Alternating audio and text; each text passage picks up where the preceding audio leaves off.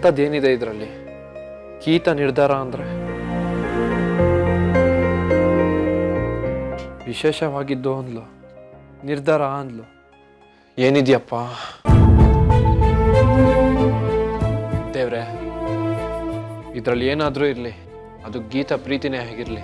ಇದರಲ್ಲಿ ನನಗೆ ನೋವಾಗೋ ಅಂಥದ್ದು, ಗೀತಾ ನನ್ನಿಂದ ದೂರ ಆಗೋ ಅಂಥದ್ದು ಇರದೇ ಇರಲಿ.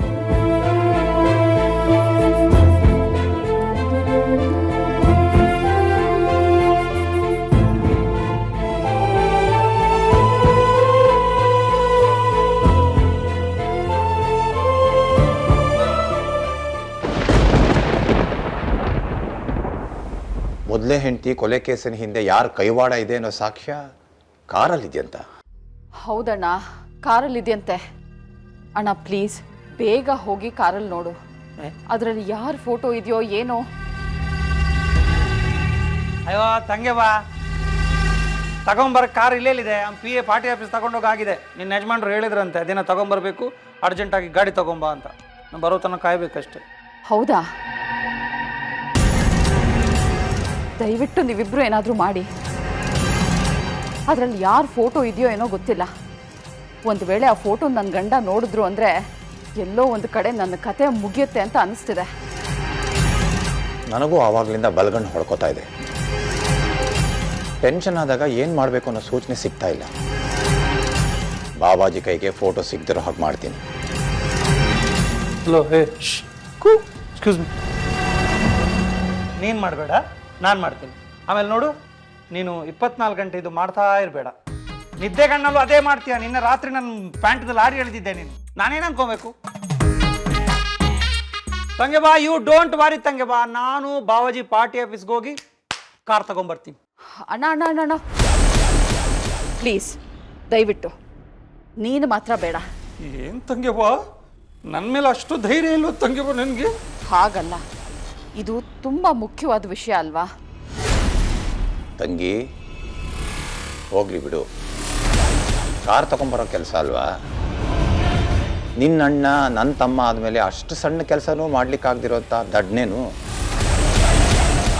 ಸಿತಾರ, ಹೋಗಿ ನೀನು ನೋಡು, ನೀನು ಕಾರ್ ತರ್ತೀಯೋ ಬಿಡ್ತೀಯೋ, ಕಾರಲ್ಲಿರೋ ಫೋಟೋ ತಂದು ನಮ್ಮ ಕೈಗೆ ಸೇರಿಸ್ಬೇಕು, ಗೊತ್ತಾಯ್ತಾ? ಹಳದಿ ಬಟ್ಟೆ ಹಾಕೊಂಡು ಹೋಗು. ಹಳದಿ ಅಂತಂದ್ರೆ ಗುರುಬಲ ಇದ್ರೆ ಎಂಥ ಕೆಲಸವೂ ಆಗುತ್ತೆ. ಇದೊಂದು ಮಾತು ಒಪ್ಪದೆ ನೋಡು, ಹಳದಿ ಅಂದ್ರೆ ಗುರು, ಅದು ಗೊತ್ತು ನನಗೆ. ಏನಣ್ಣ ಇದೆಲ್ಲ? ಇವಾಗ ಬಟ್ಟೆ ಬದಲಾಯಿಸುವಷ್ಟು ಟೈಮ್ ಇದೆಯಾ? ತಂಗೆ ಬಾ, ಜೈ ಹೋ. ನೀನು ಹೇಳಿದೊಂದು ಮಾತು ಕೇಳಲ್ಲ, ಕೆಂಪು ಹಾಕೊಂಡು. ಈಗ ಅವರು ಮಲ್ಕೊಂಡಿದ್ದಾರೆ.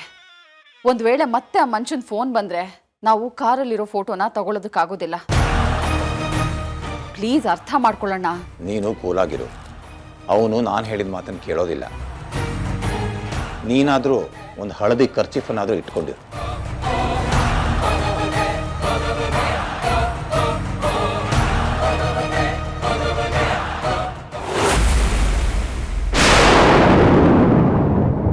ಏನಿದು? ಗೀತಾ ನನಗೆ ತಾಳಿ ಕೊಟ್ಟಿದ್ದಾಳೆ ಅಂದರೆ ನಾನು ಕಟ್ಟಬೇಕು ಅಂದ್ಕೊಂಡಿದ್ದ ತಾಳಿನ ವಾಪಸ್ ಕೊಟ್ಲಾ? ನಾನು ಅವಳು ಬದುಕಲ್ಲಿ ಬರೋದು ಇಷ್ಟ ಇಲ್ವಾ?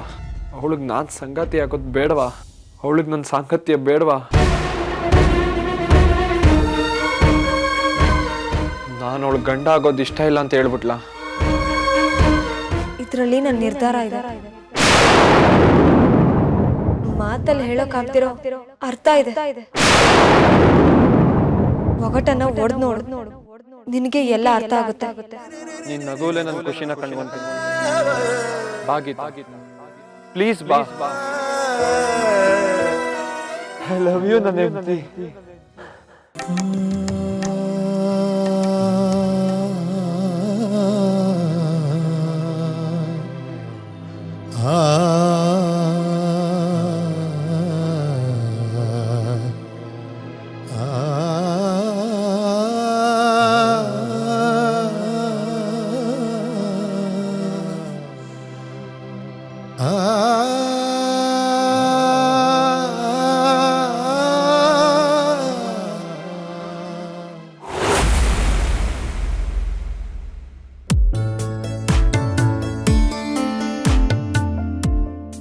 ಒಂದು ದಾರಿ ಒಂದೂರು ಪರಿಚಯ ಆದ್ಮೇಲೆ ಅಲ್ಲಿಗೆ ಪದೇ ಪದೇ ಹೋಗ್ಬೇಕು ಅನ್ಸುತ್ತೆ ಅಲ್ವಾ? ಹಾಯ್ ಗೀತಾ.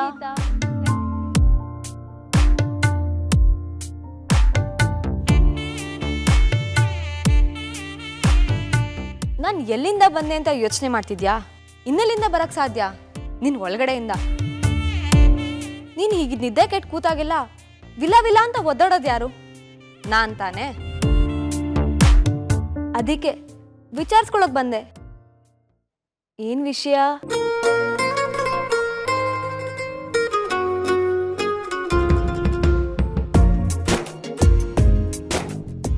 ನಾಳೆ ಏನ್ ತೀರ್ಮಾನ ತಗೋಬೇಕು ಅನ್ನೋ ಗೊಂದಲ. ತೀರ್ಮಾನ ಮಾಡಿದ್ಮೇಲೂ ಏನ್ ಗೊಂದಲ? ತೀರ್ಮಾನ ಸರಿ ಇದೆಯೋ ಇಲ್ವೋ ಅನ್ನೋ ಗೊಂದಲ.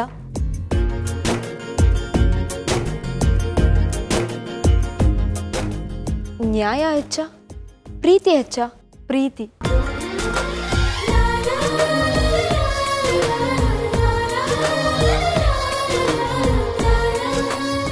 ಇಲ್ಲ ಇಲ್ಲ, ನ್ಯಾಯನೇ.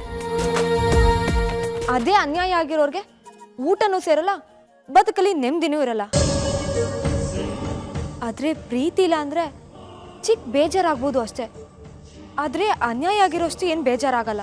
ಅದೇ ಅನ್ಯಾಯ ಆದ ಮನಸ್ಸಿಗೆ ಪ್ರೀತಿ ತೋರಿಸಿ ನೋಡು, ಅನ್ಯಾಯ ಮರ್ತೋಗುತ್ತೆ.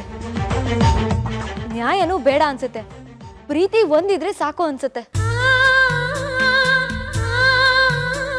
ನೀನೊಂದು ಕೆಲಸ ಮಾಡು. ವಿಜಿ ಮಾಡಿದ ಕೆಟ್ಟದನ್ನ ಒಂದ್ ತಕಡಿಲಿ, ವಿಜಿ ತೋರಿಸ್ತಾ ಇರೋ ಪ್ರೀತಿನೇ ಒಂದ್ ತಕಡಿಲಿ. ಅದನ್ನ ನಿಧಾನಕ್ಕೆ ತೂಗು. ಯಾವ್ದು ಹೆಚ್ಚು ತೋರಿಸುತ್ತೆ? ಒಂದೊಂದು ಕೈಯಿಂದ ತಕಡಿ ತೂಗಿದ್ರೆ ಯಾವುದು ಅಂತ ಹೇಳಕ್ ಕಷ್ಟ ಆಗುತ್ತೆ. ಅದ್ಯಾಕೋ ಗೊತ್ತಿಲ್ಲ, ಗೊಂದಲದ ಗೋಂದಿಂದ ನನ್ನನ್ನ ನಾನು ಬಿಡಿಸ್ಕೊಳಕ್ಕೆ ಆಗ್ತಿಲ್ಲ.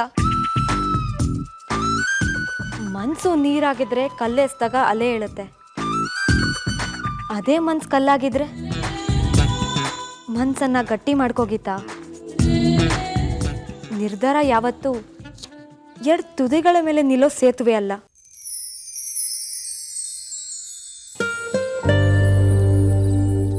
ಅದು ಉಬ್ಬು ತಗ್ಗು ಇಲ್ದಿರೋ ಸಂವಾದ ಜಾಗದಲ್ಲಿ ಮಾತ್ರ ನಿಲ್ಲೋ ಅಂತ ಕಂಬ.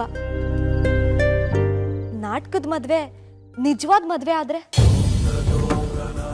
ಇಷ್ಟು ದಿನ ವ್ಯರ್ಥ ಆಗಿದ್ ನಿನ್ ಬದುಕುಗೆ ಒಂದ್ ಅರ್ಥ ಸಿಗುತ್ತೆ. ಆಯ್ಕೆಗಳೇ ಇಲ್ಲದ ಅತಂತ್ರ ಭಾವ ಆಚೆ ಹೋಗುತ್ತೆ. ವಿಜಿ ನಿನ್ ಪ್ರೀತಿಲ್ ಬಿದ್ದು ನಿನಗೆ ಬೇರೆ ದಾರಿನೇ ತೋರಿಸ್ತಾ ಇದ್ದಾನೆ. ಅದರಲ್ಲಿ ಹೆಜ್ಜೆ ಹಾಕಕ್ಕೇನ್ ನಿನಗೆ?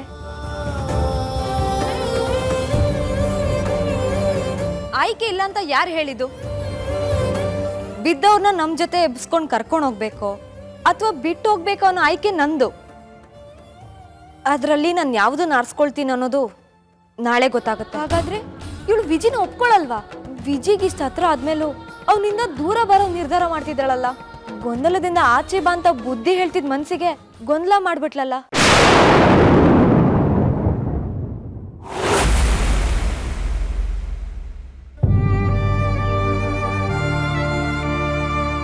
ಯಾಕೆ ಹೀಗೆ ಮಾಡ್ಬಿಟ್ಟೆ ಗೀತಾ?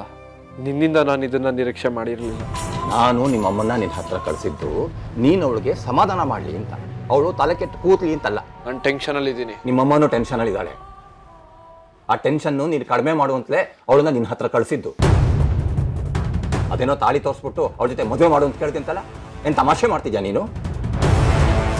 ಈಗ ಯಾವ ನ್ಯಾಯ ವಿಜಿ? ಅನ್ಯಾಯ ಆಗೋಯ್ತು ದೊಡ್ಡ ಮಾವ. ನನ್ನ ಪ್ರೀತಿಗಿಂತ ಅನ್ಯಾಯ ಆಗುತ್ತೆ ಅಂತ ಕಲ್ಪನೆನೂ ಮಾಡ್ಕೊಂಡಿರ್ಲಿಲ್ಲ. ಈಗ ಅಂಥದ್ದೇನಾಯ್ತು? ಯಾವ ತಾಳಿ ಗೀತಾ ಕೊರಳಿಗೆ ಕಟ್ಟಬೇಕು ಅಂತ ದೇವಸ್ಥಾನದಲ್ಲಿ ಕಾಯ್ತಿದ್ನೋ, ಯಾವ ತಾಳಿ ನನ್ನ ಗೀತನ ಒಂದು ಮಾಡುತ್ತೆ, ನಮ್ಮ ಪ್ರೀತಿಗೆ ಒಂದು ಅರ್ಥ ಕೊಡುತ್ತೆ ಅಂತ ನಂಬಿದ್ನೋ, ಆ ತಾಳಿನ ಗೀತಾ ತಂದು ವಾಪಸ್ ಕೊಟ್ಬಿಟ್ಲು ಮಾವ. ಇದರ ಅರ್ಥ ನನ್ನ ಪ್ರೀತಿ ಅವಳಿಗೆ ಅರ್ಥ ಆಗಿಲ್ಲ ಅಂತ, ನಾನು ಬದಲಾಗಿದ್ದೀನಿ ಅನ್ನೋ ನಂಬಿಕೆ ಅವಳಿಗೆ ಬಂದಿಲ್ಲ ಅಂತ.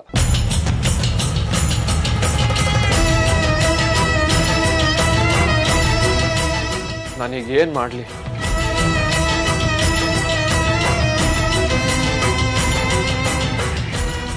ಏನು ಮಾಡಬೇಕು ಅಂತಿದ್ಯೋ ಅದನ್ನು ಮಾಡೋದನ್ನು ಮರಿಬೇಡ ವಿಜಿ. ಹೆಣ್ಣಾಗಿ ಅವಳು ನಿನ್ನ ಪ್ರೀತಿಯ ಅಗ್ಗಿಸ್ಟಿಕೆಯಲ್ಲಿ ಕರಗಬೇಕು. ಎಷ್ಟೇ ದಿಟ್ಟ ಹೆಜ್ಜೆ ಇಟ್ಟವಳಾಗಿದ್ರೂ ಒಂದಲ್ಲ ಒಂದಿನ ಸೋತು ನಿನ್ನ ಎದೆಗೆ ಒರಗಬೇಕು. ನೀನು ಅನ್ನೋ ಆಧಾರ ಅವಳನ್ನು ಅಲುಗಾಡಿಸಿ ಅವಳು ಮೊರಗಬೇಕು. ಅದು ಬಿಟ್ಟು ನಿನ್ನ ಪ್ರೀತಿನ ಧಿಕ್ಕರಿಸಿ ನಡೆದವಳ ಬಗ್ಗೆ ನೀನು ಯಾಕೆ ಸೋತು ಕೊರಗಬೇಕು?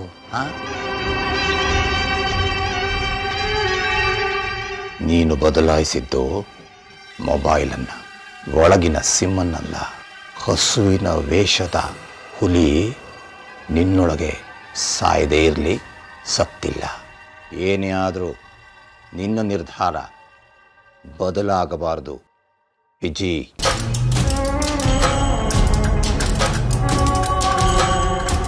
ಬೀದಿಯಿಂದ ಬಂದಿರೋ ಒಂದು ಯಕಶ್ಚಿತ್ ಹೆಣ್ಣು ನಿನ್ನ ಪ್ರಾಣಕ್ಕಿಂತ ಹೆಚ್ಚಾಗಿ ಪ್ರೀತಿಸೋ ನಿನ್ನ ತಾಯಿಯ ತಲೆ ಮೇಲೆ ಕೂತ್ಕೊಂಡು ಸವಾರಿ ಮಾಡ್ತಿದ್ರೆ ಅದನ್ನು ನೋಡ್ಕೊಂಡು ಸಹಿಸ್ಕೊತೇನೋ ನೀನು? ಈ ದೊಡ್ಡಣ್ಣ ಲೈಫಲ್ಲಿ ಯಾರನ್ನೂ ಯಾವತ್ತೂ ಇಂಥದ್ದು ಬೇಕು ಅಂತ ರಿಕ್ವೆಸ್ಟ್ ಮಾಡಿಲ್ಲ. ಇವತ್ತು ನಾನು ರಿಕ್ವೆಸ್ಟ್ ಮಾಡ್ತಾ ಇದ್ದೀನಿ. ಎಣ್ಣೆ ನಿರ್ಧಾರ. ನೀನು ನಮ್ಮ ಪರವಾಗಿರ್ತೀಯೋ ಅಥವಾ ನಿನ್ನ ತಾಳಿನ ತಿರಸ್ಕರಿಸ್ತಿರೋ ನಿನ್ನ ಹೆಂಡತಿ ಪರನ? ಮಾವ, ಎಷ್ಟು ಸಲ ಇದನ್ನೇ ಕೇಳ್ತೀರಾ? ನಾನು ನಡೆಯೋ ದಾರಿಯಲ್ಲಿ ನೀವೆಲ್ಲರೂ ಇರ್ತೀರಾ, ನೀವು ನನ್ನ ಜೊತೆಗೆ ಬರ್ತೀರಾ. ಇದನ್ನೆಲ್ಲ ನಿಮಗೆ ಮೊದಲೇ ಹೇಳಿದ್ದೀನಿ. ಹೇಳಿದ್ಯಪ್ಪ, ಹೇಳಿದ್ಯಾ. ಅದ ಹೇಳಿದ ಹಾಗೆ ನಡ್ಕೋತಾ ಇಲ್ವಲ್ಲ, ಅದಕ್ಕೆ ನೀನು ಸಿಮ್ಮನ್ನೇ ಬದಲಾಯಿಸ್ಬಿಟ್ಟಿದ್ದೀನೋ ಅಂತ ಅನುಮಾನ ಬಂದಿರೋದು ಸಹಜ ತಾನೇ. ಉತ್ತರ ಕೊಡು ಪ್ಲೀಸ್. ನನ್ನ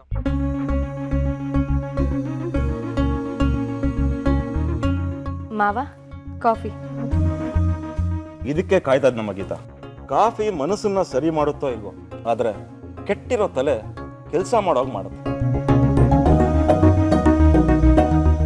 ಈಗಂಥದ್ದು ಏನಾಯ್ತು ಮಾವ? ನಿನ್ನೆ ಮೈ ಮೇಲೆ ಪ್ರಜ್ಞೆ ಇಲ್ಲದೆ ನಿದ್ದೆ ಮಾಡಿಬಿಟ್ಟೆ. ಕೆಲವರು ತಲೆ ಕೆಟ್ಟರೆ ನಿದ್ದೆ ಬರಲ್ಲ ಅಂತಾರೆ, ಆದರೆ ನಾನು ಹಾಗಲ್ಲ. ಜಾಸ್ತಿ ತಲೆ ಕೆಟ್ಟರೆ ತಲೆಯಲ್ಲಿರೋ ಫ್ಯೂಸ್ ಹೋಗಿ ಎಚ್ಚರ ಆಗ್ಬಿಡುತ್ತೆ. ಜೊತೆಗೆ ತಲೆ ಬೇರೆ ಸರಿಗಿರಲಿಲ್ಲ, ಏನೋ ಟೆನ್ಷನ್. ಹಾಂ, ಕಾರಣ ಏನು ಅಂತ ಮಾತ್ರ ಕೇಳಬೇಡ. ಸ್ವಲ್ಪ ಒತ್ತಡದಲ್ಲಿದೆ. ಕಲ್ಪಿದಿರೋ ಕೊಳನ ಅದ್ರ ಪಾಡಿಗೆ ಅದನ್ನ ಸ್ವಲ್ಪ ಹೊತ್ತು ಬಿಟ್ಬಿಡ್ಬೇಕು ಮಾವ, ತಾನಾಗೆ ತಿಳಿಯಾಗುತ್ತೆ. ಕಾಫಿ ತುಂಬಾ ಚೆನ್ನಾಗಿದೆ ಮಗೀತಾ. ಥ್ಯಾಂಕ್ಸ್ ಮಾವ. ಮಾವ, ಆಶೀರ್ವಾದ ಮಾಡಿ ಮಾವ. ಒಳ್ಳೇದಾಗ್ಲಿ.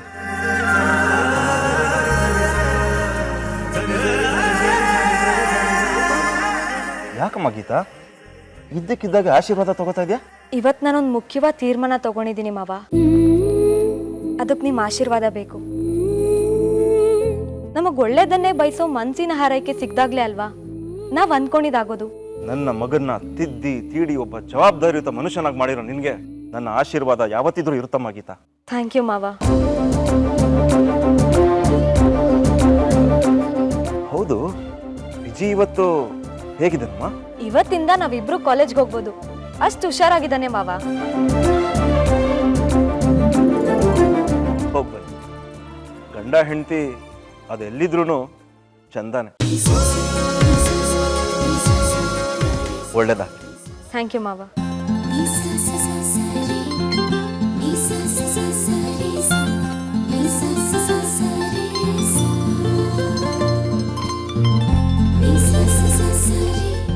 ಗಂಡ ಹೆಂಡತಿ ಅನ್ನೋ ಬಂಧಕ್ಕೆ ಇವತ್ತೊಂದು ಸರಿಯಾದ ಉತ್ತರನ ನಾನು ಕೊಡ್ಬೇಕು ಅಂತಿದ್ದೀನಿ ಮಾವ.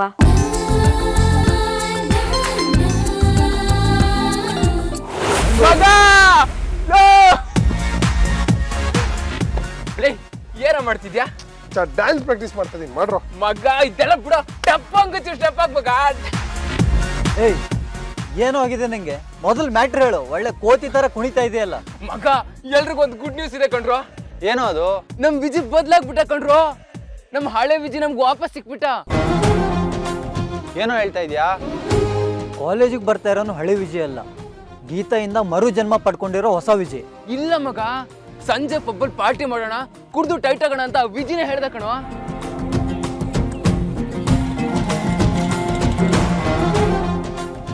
ಯಾಕ್ರೋ ಹೀಗೆ ನೋಡ್ತಾ ಇದ್ದೀರಾ? ನಾವು ನೀನು ಬರ್ತಡೇ ಗಿಫ್ಟ್ ಕೊಡ್ಲೇಬೇಕು ಕಣೋ.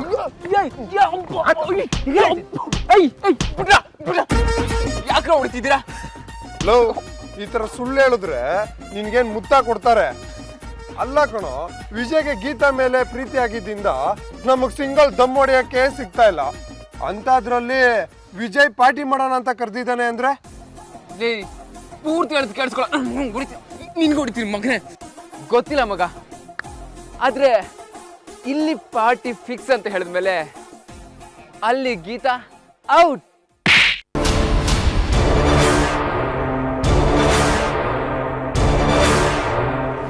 ಯಾಕೋ ಹೊಡೆದೆ? ಒಂದು ನಿಜವಾದ ಪ್ರೀತಿ ಇಬ್ಬರಲ್ಲೂ ಹುಟ್ಟಿದೆ ಅಂದರೆ ಅದನ್ನು ಫ್ರೆಂಡ್ಸ್ಗಳಾದ ನಾವು ಕಾಪಾಡ್ಕೋಬೇಕು. ಅದನ್ನು ಬಿಟ್ಟು ಹಾಳು ಮಾಡಿ ಲಾಭ ಪಡಿಬಾರ್ದು. ಇಲ್ಲ ಮಗ, ವಿಜಯ್ ಪಾರ್ಟಿ ಮಾಡೋಣ ಅಂತ ಹೇಳಕ್ಕೆ ಸಾಧ್ಯನೇ ಇಲ್ಲ.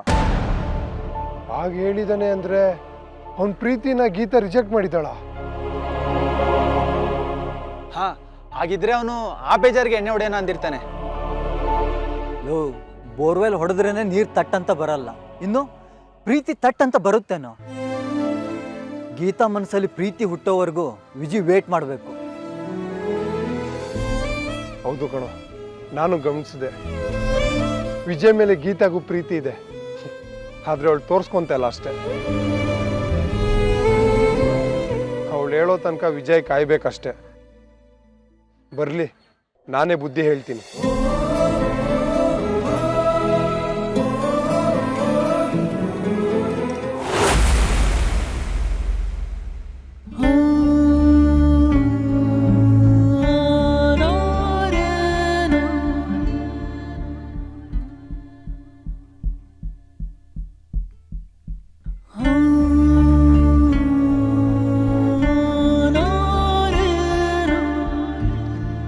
ವಿಜಿ,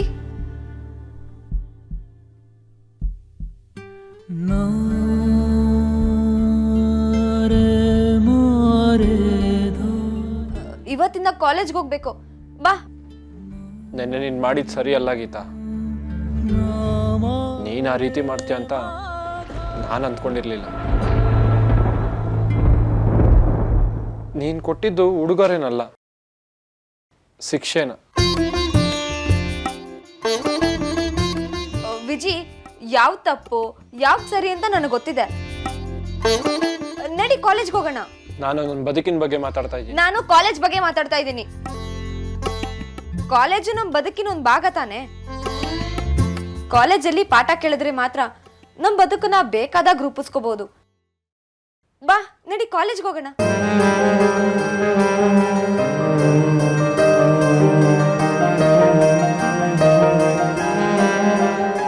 ಯಾಕೆ ಗೀತಾ ಇಷ್ಟೊಂದು ಕಠೋರವಾಗಿ ನಡ್ಕೊಂತಿದ್ಯಾ? ಅಂದ್ರೆ ನೀನ್ ನನ್ನ ಪ್ರೀತಿಸೇ ಇಲ್ವಾ? ನಿನ್ ಮನ್ಸಿಗೆ ನಾನು ಇಡಿಸ್ಲೇ ಇಲ್ವಾ ಗೀತಾ?